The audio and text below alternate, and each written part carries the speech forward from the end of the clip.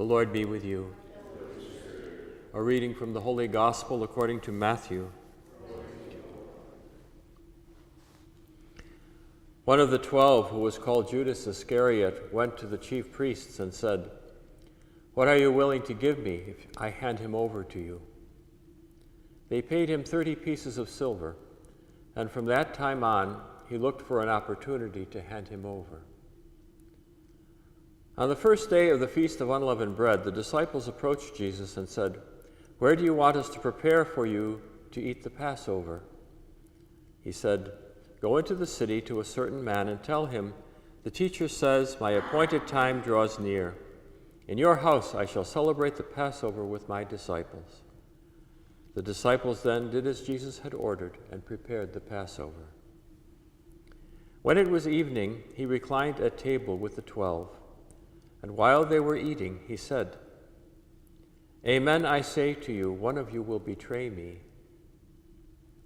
Deeply distressed at this, they began to say to him one after another, "Surely it is not I, Lord."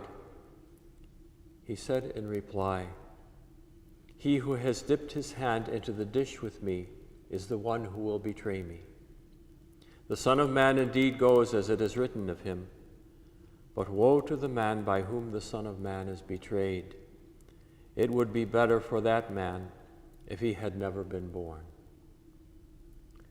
Then Judas, his betrayer, said in reply, "Surely it is not I, Rabbi." He answered, "You have said so." The Gospel of the Lord. Praise to you, Lord Jesus Christ.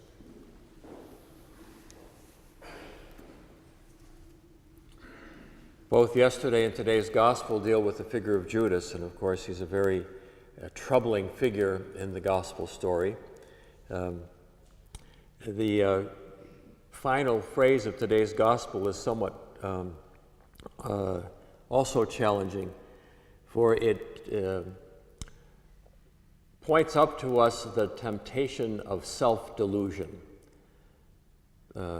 Denial, we might call it in psychological terms. Judas says, "Surely it is not I," and Jesus does not confront him. "Well, you say that." But almost as though to say, do you really know the truth about yourself? Or are you willing to speak the truth about yourself? And we come to the same dilemma, don't we, when we go to confession?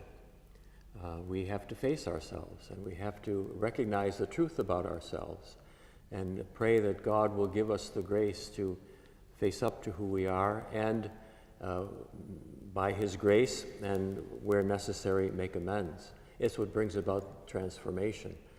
The liturgies of Holy Week are about reality. It's about helping us to face up to who we are in the face of Christ, before Christ, and honestly do all of those things that are necessary to respond by God's grace to make ourselves better people, and with God's grace to be made better people by Him as well. It's a cooperative effort. Sometimes some things we can't do on our own.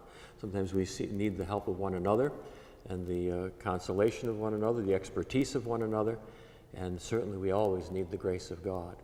But we also need our own fortitude and our own will, and our own honesty, and our own straightforwardness.